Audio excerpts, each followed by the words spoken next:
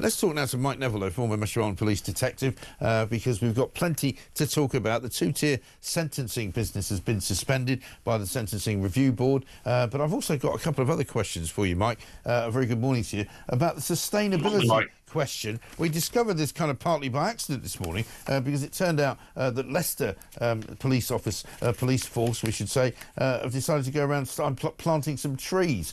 It then turned out that the London Fire Brigade have got similar aims in their sustainability manuals. We've also got the Metropolitan Police putting out a policy statement basically saying that the Metropolitan Police recognises that its operations have an environmental impact and we are committed to minimising the negative impact and furthering any positive impacts on climate change. You think to yourself, well, hang on a minute, you know, how many people have they got working on this rubbish, and what exactly is the point of it? Because I don't know.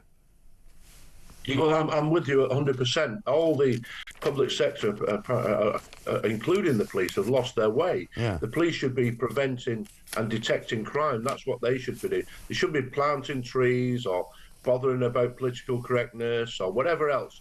They should be out arresting criminals. You see, you only have to walk into a local shop to see people stealing and things like that. Yeah. 1% of thefts are solved. 1%. So 99 out of 100 thieves get away with it. The police should be focusing on that and not planting trees or anything else. Right. That's the problem, isn't it? I mean, we've got a massive burglary problem, we've got a massive, you know, street crime problem, and the police keep saying this is what they care about. We had Yvette Cooper on the TV just on Sunday, sort of, you know, I would say reluctant to attack the Hertfordshire Police for sending 6 officers round to a couple's house because they didn't like what they've been saying to their local school. You know, absolute madness. But she kept sort of saying, well, the thing is, you know, the police have to be operationally independent. It's not for us to tell them what to do. But surely the Home Office has got a responsibility to remind the police occasionally that what they should be doing is arresting proper criminals. Well, a report was published recently by the by the police College of Policing, and it's about investigating crime and how low. So in a decade, the police have gone from solving about a quarter, 25% of crime, down to 11% of crime. So about 10% of crime is solved. Right. When somebody has to write a report to say that tell the police that investigating crime and solving it is important to the public, that shows how far down the track we've gone. It shows the madness of all this, that the police are not doing the right things. The police should regroup, look at it all, and start arresting criminals, and that's what the public want. And as far as what we've seen from the Sentencing Review Board about two-tier policing, and we've seen from judges as well, there's a two-tier situation going on with people getting bail if they're more likely to be from an ethnic minority. I mean, would you say that that's going on in the police force as well? That you know, in terms of police arrest rates, that there's a kind of two-tier system there as well? Well, that's what's happening. So Gavin Stevens, he was the chief constable of Surrey who had the lowest arrest rate or detection rate for burglary. He's now head of the National Police Chief Council. So you can see where this is going.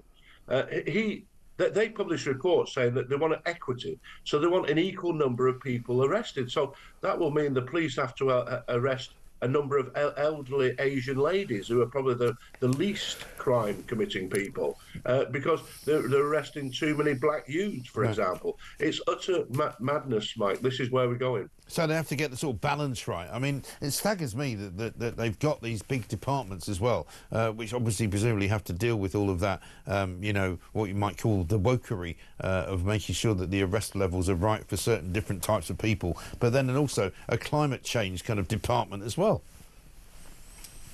Well, this is all through the public sector, and the problem is, of course, is that this isn't just the Labour Party. The Labour Party have only been in power for several months. This was going on underneath when the Tories were in power. It's crazy that this has been allowed to go on. That the police have been allowed to move their focus away from preventing and detecting crime to climate change and making sure that, as I say, a load of elderly Asian grandmothers are arrested for knife crime, because that will make it equity of results. Unbelievable stuff. And good to talk to you, Mike. Thanks very much indeed.